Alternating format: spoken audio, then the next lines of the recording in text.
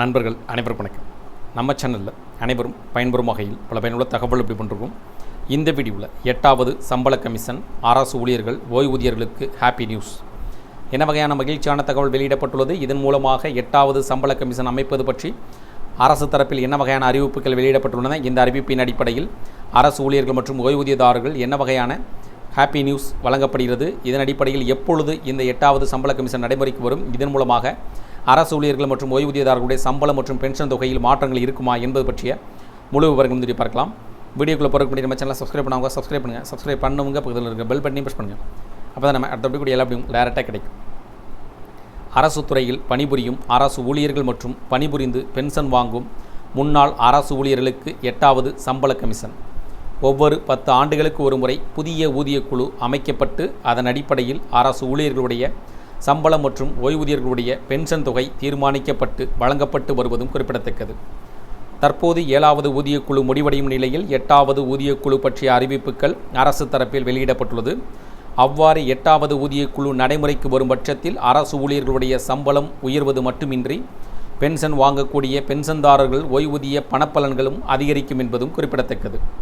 8வது ஊதியக்குழு உறுப்பினர்கள் நியமனத்திற்கு மத்திய அமைச்சரவை ஒப்புதல் அளித்துள்ளது.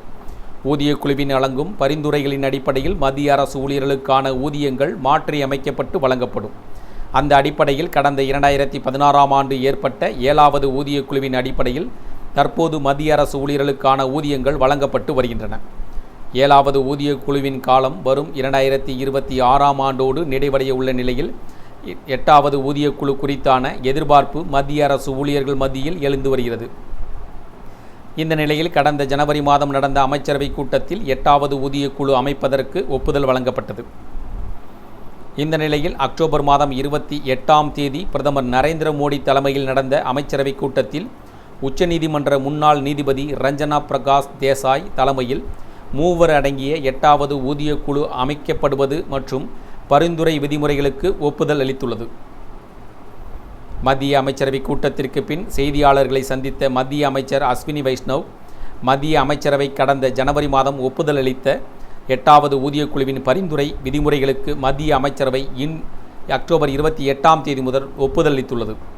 உச்சநீதிமன்ற முன்னாள் நீதிபதி ரஞ்சனா பிரகாஷ் 8வது ஊதியக்குழுவின் தலைவராக செயல்படுவார். மேலும் பேராசிரியர் block coach, IAS Pankaj Jain உள்ளிட்டோர் உறுப்பினர்களாக இருப்பர்.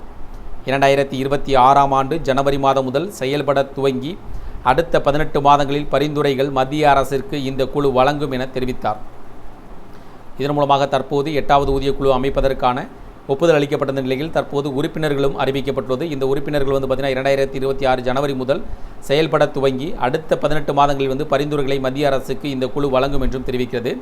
இதன் மூலமாக 8வது ஊதியக்குழு நடைமுறைக்கு வரும் பட்சத்தில் அரசு ஊழியர்கள் சம்பளம் மட்டுமின்றி பென்ஷன் வாங்கக்கூடிய ஓய்வூதியதாரர்களுடைய பென்ஷன் தொகையும் அதிகரிக்கும். இந்த தகவல்கள் பற்றிய அறிவிப்புகள் பற்றி உங்களுடைய கருத்துக்கள் வேறு இது சார்ந்த கூடுதல் விவரங்கள் கமெண்ட் செக்ஷனில் பதிவு பிடிச்சிருந்தால் லைக் பண்ணுங்கள்.